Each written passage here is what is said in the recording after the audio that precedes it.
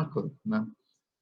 A Estratégia Nacional de Combate à Corrupção e Lavagem de Dinheiro, é uma iniciativa do governo federal que congrega uma série de instituições e agências de controle, regulação, persecução penal, enfim, que tem participação, né, no combate, principalmente da lavagem de dinheiro, mas também da corrupção, que via de regra é o crime antecedente à lavagem, né, principalmente nos casos que são mais comuns no Brasil, né. Claro que a gente também tem lavagem de dinheiro em tráfico de drogas, enfim, uma série de outros crimes, mas a que mais aflige a sociedade realmente é a lavagem de dinheiro decorrente de corrupção, né? Então, no âmbito da ANCA, há uma preocupação muito grande, né? Porque o crime de lavagem de dinheiro ele exige uma troca de informações muito grande, né? Porque, como se sabe, né, o crime de lavagem é um ciclo que se desenvolve em 3 momentos, né? Você tem a extração do dinheiro, a circulação e a recolocação, né? E no momento da circulação do dinheiro, é justamente quando se oculta a origem do dinheiro, né? O dinheiro circula por uma série de empresas de fachada, empresas fantasmas, pessoas físicas laranjas, enfim, vai passando de mão em mão por vários métodos diferentes, né? Para que se dificulte a localização do local de partida, né? Que é ilícito, né? Então, esse dinheiro circula por várias pessoas até chegar numa destinação que é aparentemente lícita, né? Então, a troca de informações é muito importante para se fazer aquilo que, né, aquela expressão da língua inglesa, né, follow the money, né, siga o dinheiro. Né? Você seguir o dinheiro, você vai chegar na origem ilícita. Você não pode provar que houve a lavagem, né? Mas para você fazer isso, você precisa muitas vezes quebrar uma série de sigilos bancários, fiscais, enfim. Então você precisa de muita troca de informações. Então a preocupação grande da ENCO é justamente essa questão da interoperabilidade, né, de sistemas, né? Sistemas da polícia com o Ministério Público, com Receita Federal, com COAF, enfim, todos esses órgãos de controle que monitoram atividades financeiras, né? Então, eu me lembro que em 2020, uma das ações da ENCLA, que ficou a cargo do CNJ, foi justamente a questão da lavagem de dinheiro nas campanhas eleitorais, né? Que é uma preocupação muito grande, né? A gente sabe que muito dinheiro sujo circula em caixa 2 de partidos políticos, candidatos, enfim, isso desequilibra, né, o pleito eleitoral, né?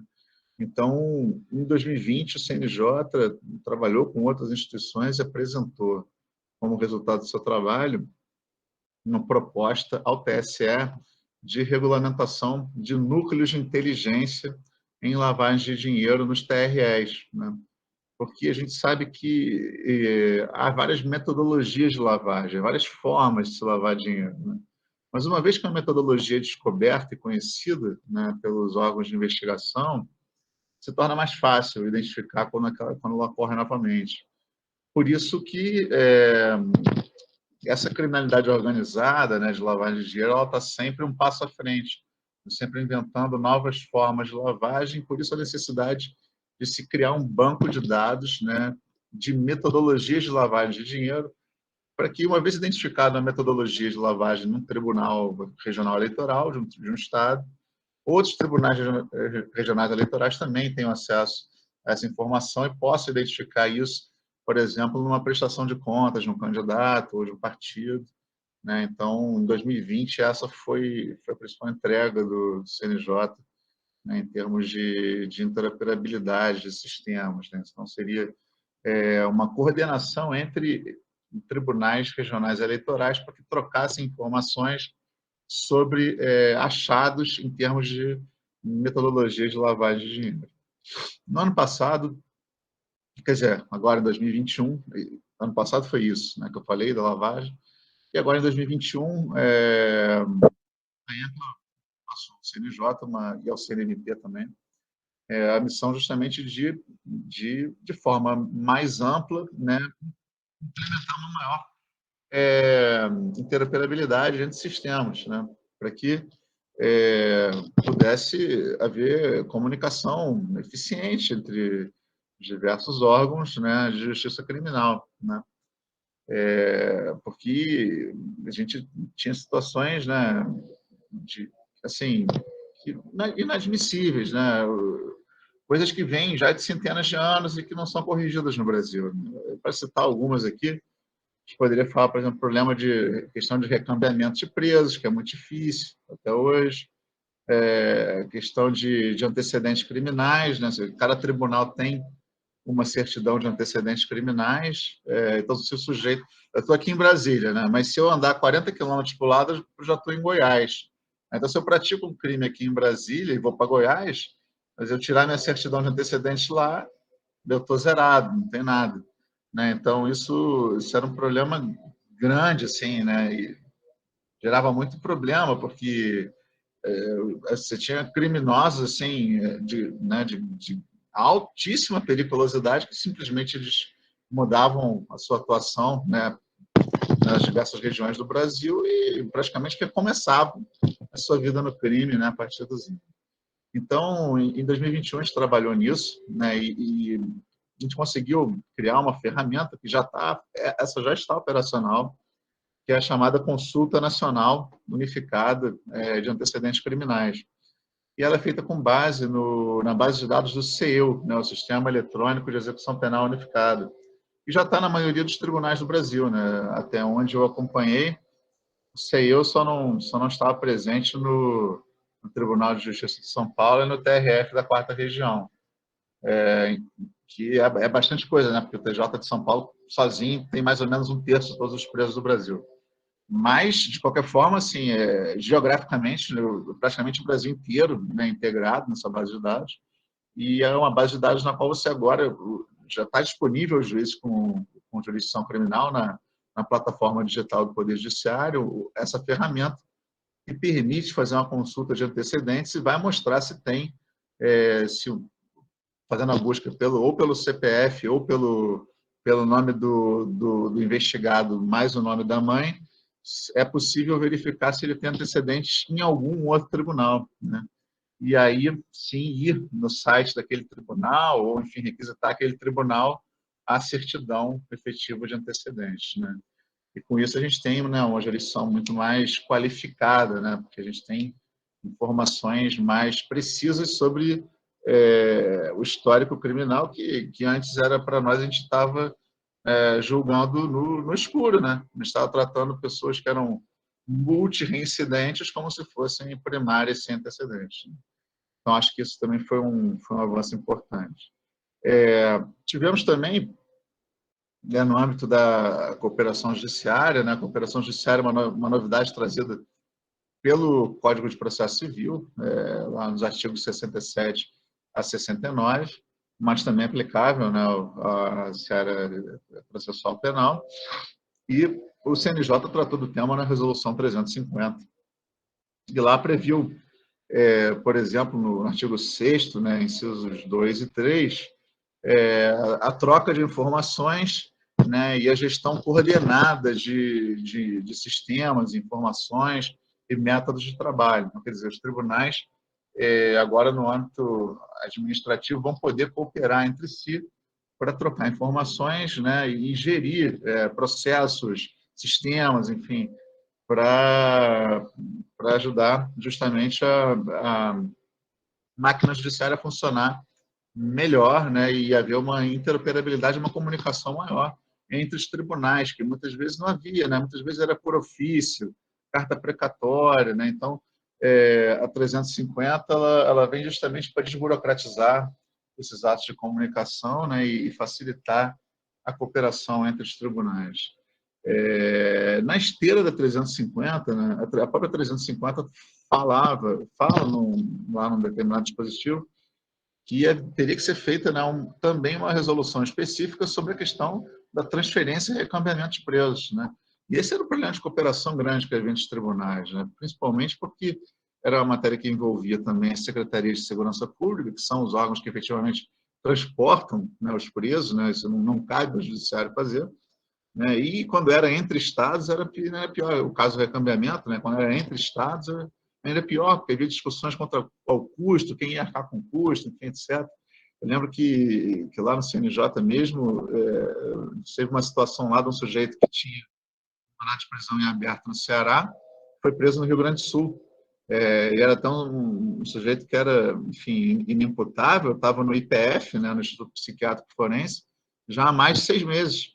E não se resolvia a situação dele ser enviado ao Ceará para, enfim, responder lá, né, resolver lá a situação dele, né? E, através da rede de cooperação judiciária, né, criada pela 350, foi possível colocar os juízes de cooperação dos 2 tribunais em contato para que eles pudessem resolver isso. Em 15 dias, aí sim foi resolvido o problema. Então, vejo como uma ferramenta útil. Né? E aí, como eu falava, até a 350 ela já falou que teria que haver uma resolução própria sobre esse tema, que foi a resolução 414, né, do CNJ, e ela veio para tratar justamente de transferência e recambiamento de presos, né, para tentar destravar alguns pontos. Né? Claro que tem certas situações que sempre vão depender do Poder Executivo, o Judiciário não tem ingerência, né? O CNJ igualmente, mas a gente dialogou muito com o DEPEN e com os representantes, né, das secretarias estaduais também, para fazer algo que fosse execuível, né, no âmbito dos estados e da própria União, no que concerne os presídios federais. Né? Então, acho que foi uma resolução importante, resolveu um problema, né, antiquíssimo também, já vinha de muito tempo, né, esse problema de transferência e recambiamento, e acho que com isso os juízes passam a ter né, pelo menos um respaldo normativo, né, um instrumento normativo para poder tomar as decisões ali no dia a dia do seu trabalho. Né? Algumas questões acho que é interessante falar também, já que a gente está falando de interoperabilidade de sistemas, né? O Poder Judiciário, o CNJ, através da Resolução 344, ele instituiu uma polícia própria, né? A Polícia Judicial. É uma polícia que não é uma polícia de segurança pública, né?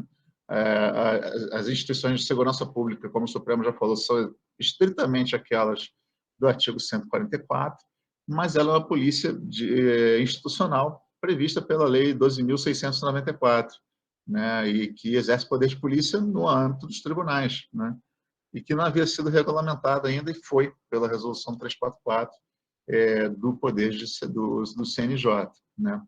E, a partir disso, uma série de outras resoluções se seguiram, criando uma política nacional de segurança e de inteligência, um sistema de inteligência e uma doutrina de inteligência do Poder Judiciário. Né? E a ideia disso é justamente que haja também intercâmbio de informações sensíveis entre órgãos de segurança interna do Poder Judiciário sobre possíveis ameaças a ativos do Poder Judiciário. E aí é importante ressaltar, quando a gente pensa, né, em segurança do Poder Judiciário, a gente pensa a segurança dos fóruns, né, do patrimônio, do veículos, segurança de servidores, de juízes, sim, mas também a segurança do usuário do sistema, né? Porque o jurisdicionado, quando vai ao fórum, ele está ali, ele está sujeito ali a alguma violência, né? Enfim, não pode haver uma altercação qualquer numa audiência, no júri, enfim, alguma situação que ocorra num corredor de fórum, num ambiente ali que ele tem que estar protegido, né? Então, com base nisso, os tribunais então agora estão organizando as suas polícias e criando esses núcleos de segurança institucional que vão estar em comunicação entre si através de um sistema de inteligência, né, que é justamente para trocar informações sobre possíveis ameaças a esses ativos, né, do Poder Judiciário, que são, né, os bens, servidores e usuários do sistema de justiça. Então, aí também uma ferramenta importante de interoperabilidade de sistemas, né, para a comunicação sobre questões de segurança, embora não seja segurança pública, mas segurança institucional, né, no âmbito do judiciário, que muitas vezes pode se tornar uma questão de segurança pública, né, porque se uma questão de segurança que ocorre, né, no âmbito de um prédio do judiciário configurar um crime, vai ter que ser acionada a polícia civil para apurar esse crime, isso vai se transformar num processo criminal, né? E questões até às vezes que a gente nem pensa, mas a gente tratou disso, né? Inclusive, por exemplo, juízas e servidoras ameaçadas por questões de violência doméstica, né? Então, o primeiro atendimento, né, pode ser feito por essa polícia judicial, né, no sentido de, pelo menos, dar amparo, né, a essa juíza, a essa servidora, dar as primeiras orientações a ela, né, porque a pessoa fica, muitas vezes, desorientada, confusa, não sabe o que fazer, né, quando tem uma situação como essa. E, claro, a questão de segurança pública, isso tem que ser encaminhado, né, para os órgãos, né, policiais, Ministério Público, etc., mas um primeiro contato pode ser feito pelos órgãos de segurança institucional, porque isso é previsto já tem tratados internacionais, né, que o judiciário, se o juiz não tiver segurança, ele não vai ter independência, né? E isso compromete a democracia como um todo, né? Então, essa questão da segurança, mesmo que seja por uma questão pessoal, né, enfim, familiar da magistrada, ela acaba refletindo na atividade jurisdicional, né? Porque ela desestabiliza emocionalmente a pessoa, né, que vai ter que julgar, né? Então, é necessário que haja um aparato mínimo de suporte, né, para evitar situações como a que ocorreu, né, no ano passado, aquela juíza no Rio de Janeiro, que infelizmente, né, veio a ser assassinada. E acho que os temas mais importantes, né, que já foram mencionados aqui, que são as resoluções do monitoramento eletrônico e do BNMP, né? E aí, acredito que todos que estão aqui conhecem bem as resoluções, já andaram estudando, né? São temas novos, importantes, e também, para não me estender demais e não tomar o tempo, né, dos demais palestrantes, eu vou destacar alguns pontos no que concerne a interoperabilidade de sistemas, né? Então, por exemplo, a resolução do BNMP, né, que é a 417, se a gente for lá nos artigos 28 e 29, a gente vai ver que lá a gente tem uma previsão de concessão de acesso do banco, das informações que constam do banco, a outros órgãos, né, de segurança pública. Isso foi uma demanda muito forte que veio, né, das polícias, principalmente, porque, às vezes, a polícia aborda um cidadão na rua e ela não sabe se tem um mandado de prisão contra ele, expedido, né, por enfim, de outro estado, por exemplo, né? Ela não sabe se tem uma medida protetiva de urgência que impede aquele sujeito de estar ali, né? Ela não sabe se esse sujeito está em monitoração eletrônica e, enfim, e rompeu a tornozeleira, né? Enfim, está numa situação irregular. Então, o Banco Nacional ele vai permitir através de convênios, né? Então, quer dizer, os órgãos de segurança pública vão ter que procurar o CNJ para, né, acertar, fazer né, e, claro, o CNJ vai criar condições de acesso, perfis de acesso, né, que tipo de informações que vão poder ser acessadas, né, tudo isso está previsto na resolução, né, quer dizer, não é um acesso indiscriminado a todo e qualquer dado do Banco Nacional de mandado de prisão, mas aqueles dados que forem, né, fundamentais ao exercício, né, das atividades e que não estiverem cobertos por sigilo, evidentemente, também, né?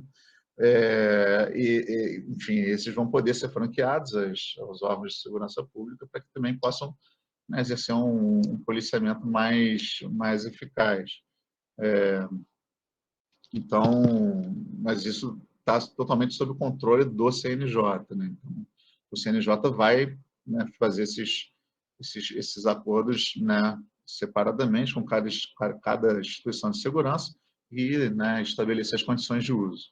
Então, quer dizer, não vai ser uma coisa assim, né, totalmente aberta, vamos dizer assim, vai ter critérios de utilização bem restritos. E a resolução 412, né, que tratou do monitoramento, no que concerne também a interoperabilidade, eu destacaria o artigo 13, que também prevê a possibilidade, né, de acesso dos órgãos de segurança pública aos sistemas de monitoramento, né? Embora os sistemas de monitoramento já fiquem, né, fiquem a cargo de órgãos que são do executivo, né, o acesso não é livre aos agentes, né, da polícia civil, militar, enfim. Eles precisam de autorização judicial, o acesso é mediante autorização judicial, né? Se eles precisarem de informação para alguma investigação, alguma coisa assim, eles vão ter que pedir o acesso, não podem simplesmente ligar para a central de monitoramento e falar, olha, eu quero informação sobre fulano de tal, né? Porque senão a gente teria aquela situação, né, que na doutrina americana se chama de phishing, né? Pescaria, né? O sujeito não sabe quem praticou o crime, então ele liga lá para a central de monitoramento e pergunta, olha, me diga aí quem é que passou aqui nessa região, né, em tal dia, tal hora, e aí eu já vou atrás desse sujeito, né, já presumindo que foi ele, né? Quer dizer, você reestigmatiza, né? Você praticou um crime, né? Então, qualquer crime que seja praticado na região onde ele está, ele já é um suspeito preferencial da polícia, né? Se a gente desse esse tipo de acesso, né, livre, né? Pegar a situação, vamos supor, acabou de acontecer um roubo ao banco, né? A polícia chega em seguida, o sujeito, né, os assaltantes já fugiram, eles não sabem para que lado que vão, então liga lá e fala, ó, quem é que passou por aqui com o tornozeleiro? Fulano de tal. Onde é que ele está? Está em tal lugar. E pronto. Já vai lá a polícia em perseguição, ainda vai prender e dizer que foi flagrante, né? Então, quer dizer, a situação que a gente não tinha como permitir isso, então isso ficou expressamente vedado. A gente só abriu uma exceção, né, no caso que haja risco de vida iminente, que é a situação que na prática ela acontece, porque, veja, por exemplo, a situação, né, da vítima de violência doméstica, né, e o agressor está em liberdade, mas com monitoramento eletrônico proibido de se aproximar da vítima, né? Mas aí, vamos supor, a vítima percebe a aproximação, né, sabe que o indivíduo está rondando a casa dela ali e tal, e liga para a polícia, né? E a polícia tem que saber onde é que está esse sujeito, porque senão como é que vai efetuar a prisão dele, né? O sujeito vai entrar lá e vai matar a vítima, né? A polícia não vai conseguir localizá-lo a tempo, né? Então, nesse tipo de situação devidamente, né, configurada, que vai ter que ser justificada a posteriori e vai ser avaliada, né, a validade dessa prova pelo juiz, né? Então, nessa situação bem específica, foi autorizado que a polícia ela entre em contato diretamente com a central de monitoração eletrônica para obter esse dado, né? Mas aí de pessoa específica, né, em local específico, por um propósito específico. Aí ela vai poder acessar de imediato, né, para resguardar esse bem maior que é a vida, né, em uma situação que é urgente, e tudo sujeito, evidentemente, ao controle judicial posterior, né.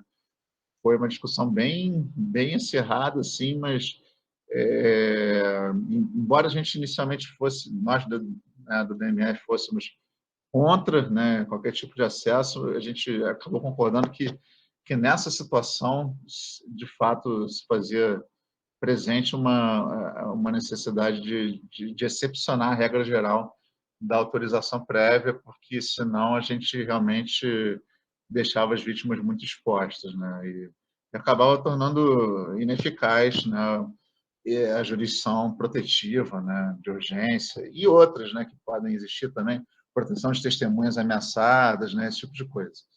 Então, assim, esses são os pontos, né, mais importantes que eu queria destacar aqui em termos de interoperabilidade, né, de sistemas de segurança, de sistemas criminais. Espero ter acrescentado alguma coisa ao debate, que eu já sei que é um debate em alto nível. Já participei aqui de outros eventos com o professor Michael, sei que são estudiosos, pesquisadores, né? Enfim, então eu sou mais da área executiva, vamos dizer assim, né? Não sou um teórico, vamos dizer, né? Mas trabalhei bastante lá no CNJ para poder deixar algumas coisas, né? Alguns atos normativos que acho que vão ser importantes no futuro aí para a gente poder progredir na jurisdição criminal, né? E fico feliz de ver que